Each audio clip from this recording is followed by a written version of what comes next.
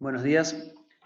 Hasta ahora hemos estado viendo la teoría del enlace de valencia, que propone que los enlaces covalentes se forman por solapamiento de los orbitales atómicos, y también hemos visto cómo introduce el concepto de hibridación, que significa la combinación de orbitales atómicos para formar orbitales híbridos, y cómo con estos orbitales ahora podemos explicar no solo el número de enlaces, sino también la geometría de las distintas moléculas que se observan.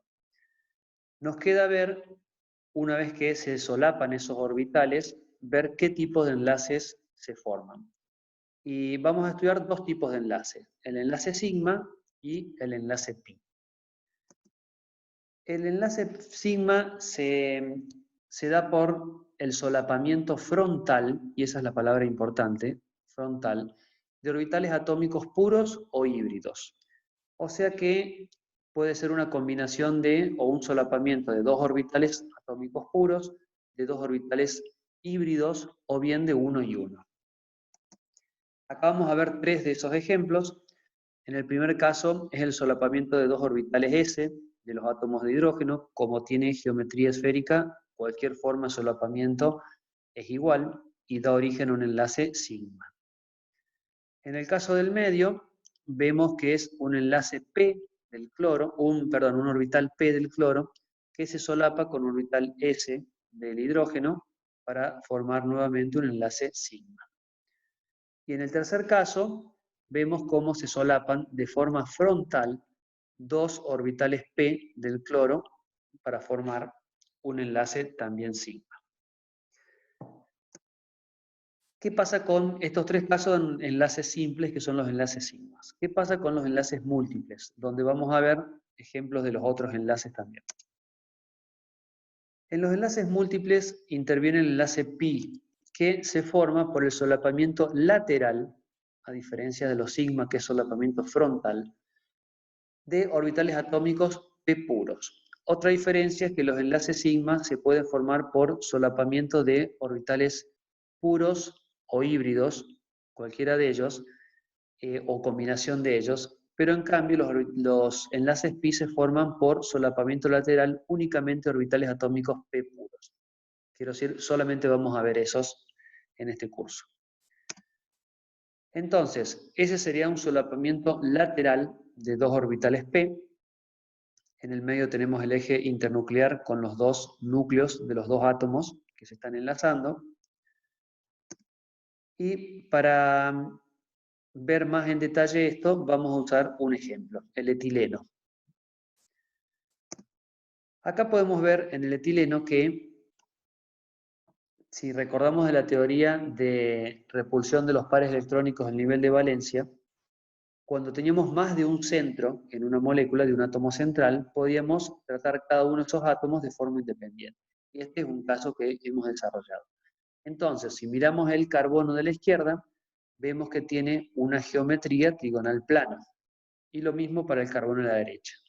Ahora sabemos que una geometría trigonal plana se corresponde con una hibridación sp2.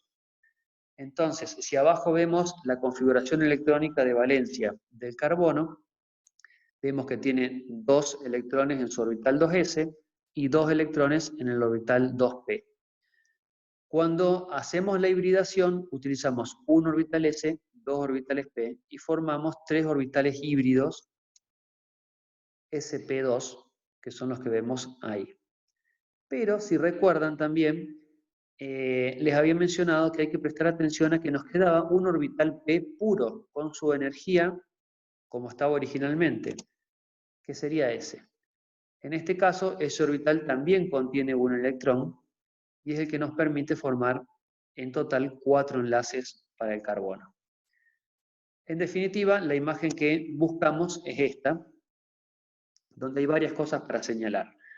Primero, observemos la geometría trigonal plana de la hibridación sp2. Centrémonos en el carbono de la izquierda, donde vemos los tres orbitales sp2 en color violeta. Y ahí vamos a ver también cómo se inserta el orbital p, cómo queda originalmente el orbital p en relación a la geometría de los orbitales sp2. Otra cosa que podemos ver es otro enlace sigma formado entre un orbital híbrido sp2 y un orbital puro S del hidrógeno, que sería S. A su vez, este es el otro ejemplo que nos faltó en la primera transparencia de formación de orbitales sigma por solapamiento de dos orbitales híbridos.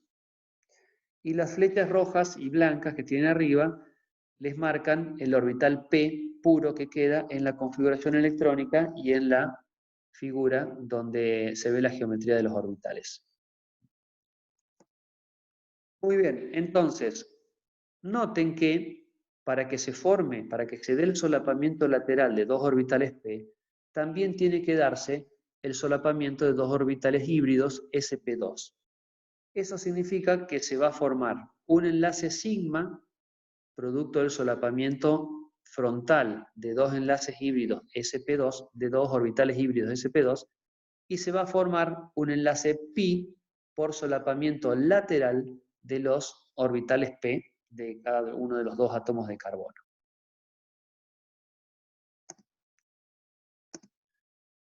Una vez que esos orbitales se solapan, ¿qué figura nos queda?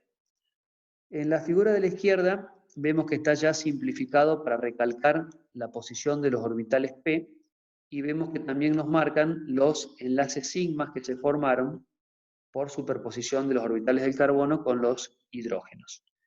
Entonces, la figura que termina produciendo el solapamiento lateral de los orbitales P es la que ven a la derecha, donde vemos que se forman dos lóbulos, uno por arriba y otro por debajo del plano en el que se encuentra la molécula. Ese sería el enlace pi. En resumen, en esta molécula en particular vamos a tener 4 enlaces sigma simples, que son los formados por el solapamiento de los orbitales sp2 del carbono con los orbitales S de cada uno de los 4 hidrógenos, que serían esos 4. Y vamos a tener un enlace doble formado por un enlace sigma, que sería S, producto del solapamiento también frontal de un orbital sp2 del carbono con el otro orbital sp2 del otro carbono, y a su vez, para hacer el doble enlace, tenemos el enlace pi formado por el solapamiento lateral de los orbitales P de cada uno de los dos carbonos.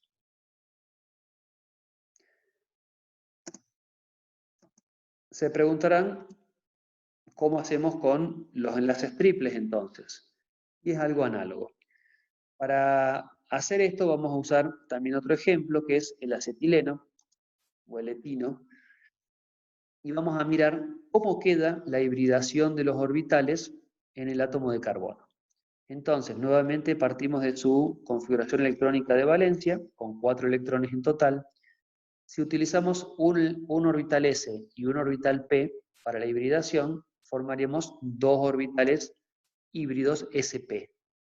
Y nos quedarían entonces dos orbitales P puros que no hemos usado. La imagen que tendríamos sería esa.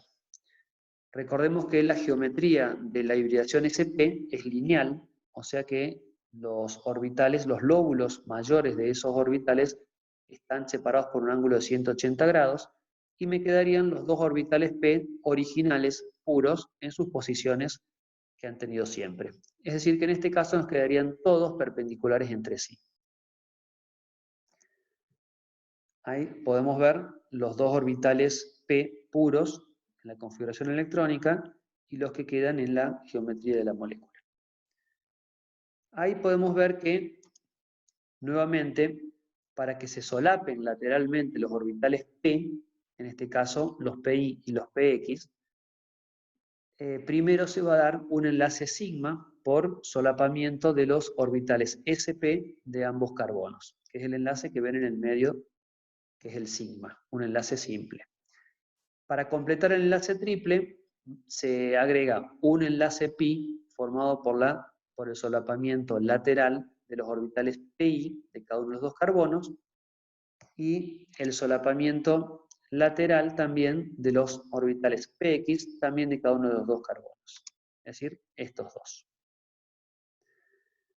Una vez que se produce el solapamiento, la imagen que nos quedaría sería algo como esto, donde en celeste arriba tenemos el orbital sigma, el enlace sigma que se forma, y en la parte de abajo tenemos los tres enlaces, el sigma queda por dentro en color celeste, y los 4 lóbulos, 2 de cada uno de los orbitales de los enlaces pi, quedarían rodeando todo el eje internuclear, formando esa especie de cilindro.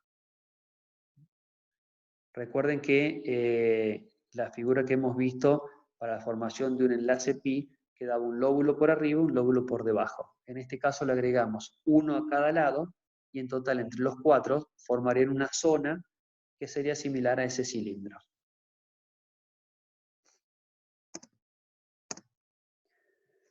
Muy bien, hasta acá hemos visto la teoría de valencia, que es una teoría que fue un poco más allá que la teoría de Lewis y también que del modelo de repulsión de pares electrónicos, que se basa en el de Lewis, porque esta teoría, la de enlace valencia, dio una explicación sobre la importancia que tenían los electrones y el apareamiento de esos electrones en un enlace covalente. Y también esta teoría dio una base para poder calcular la distribución electrónica en las moléculas. Sin embargo, y como las otras también, esta teoría falla en explicar algunas cosas, como por ejemplo las propiedades de moléculas como el oxígeno, en este caso el paramagnetismo, y también de compuestos deficientes en electrones. Y si hacen, como ejemplo, el diborano. Si tratan de hacer la configuración electrónica, la geometría y las estructuras de Lewis del diborano, se van a dar cuenta por qué. Esto no significa, todas las teorías que hemos estado viendo, no significa que una hayan sido secuencialmente atrás de la otra o que una se haya desarrollado para solucionar los problemas de las otras, sino que todas se desarrollaron a lo largo del siglo pasado. Por ejemplo, la de Valencia en 1927, si no me equivoco, la de repulsión de pares electrónicos en 1940 en adelante. Pero más allá de eso, el hecho de que haya cosas que todavía no podemos predecir o explicar, muestra la necesidad de una nueva teoría. Esa nueva teoría es la teoría de orbitales moleculares. En este caso, se empezó a desarrollar en 1930, fíjense que no es posterior a las otras, sino incluso es anterior a la de repulsión de pares electrónicos.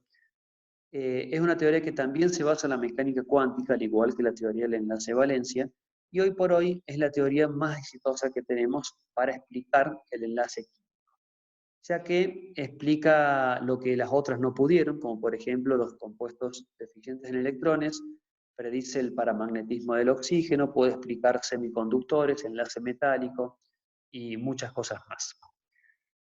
El principal concepto detrás de esta teoría, y a diferencia de las otras, es que los electrones no están ubicados, el par de electrones que venimos estudiando, no están ubicados entre los dos átomos que están enlazando, sino que en esta teoría los electrones están deslocalizados en toda la molécula.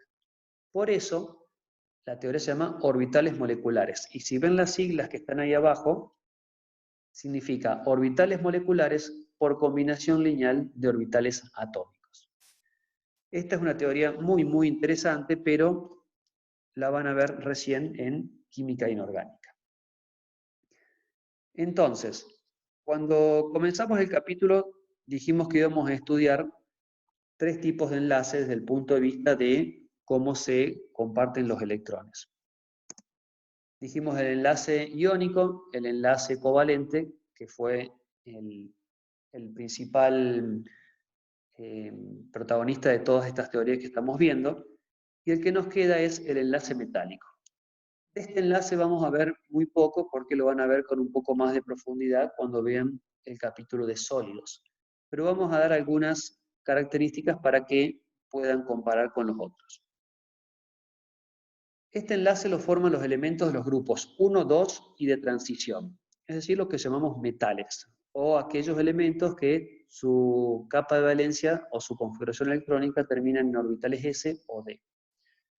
Si se fijan y recordamos las propiedades periódicas que han estado viendo, por ejemplo, los elementos del grupo 1 y 2 tienen baja afinidad electrónica, tienen baja electronegatividad, no tienden a atraer los electrones hacia sí, y por el contrario tienen también baja energía de ionización, es decir, que fácilmente se pueden desprender de sus electrones de valencia. Estas características son propias de los metales y explican la estructura que tiene un sólido metálico. ¿Cómo podemos pensar esa estructura? Podemos pensarla en un ordenamiento, lo que llamamos una estructura cristalina, una serie de cationes ordenados perfectamente, donde cada uno de ellos es un catión porque se dio uno o más electrones para ser compartidos entre todos esos átomos, esos cationes. Los electrones estos que se ceden no pertenecen a ningún catión, sino que pertenecen a todos. Entonces la imagen que podríamos decir que vemos sería una estructura ordenada de cationes y un mar de electrones que rodean a todos esos cationes. Eso es una imagen que podemos tener de un sólido metálico. Teniendo en mente esta imagen, es fácil entender por qué los sólidos metálicos o los metales son, por ejemplo, buenos conductores de la electricidad. Además de esto, es un enlace relativamente fuerte. Así como para el enlace covalente tenemos varias teorías, el sólido metálico se puede explicar con dos modelos. Uno es el que se llama modelo del mar de electrones, que es el que acabamos de ver, al menos en su concepto, y otro es el modelo de bandas. Los sólidos metálicos, ya sean conductores o semiconductores o aún los aislantes, se pueden explicar en términos de la teoría de los orbitales moleculares, que es la que les acabo de mencionar. Pero lo van a ver en detalle en química inorgánica. Entonces, con esto damos por terminado el capítulo 3, que es el capítulo de enlace metálico.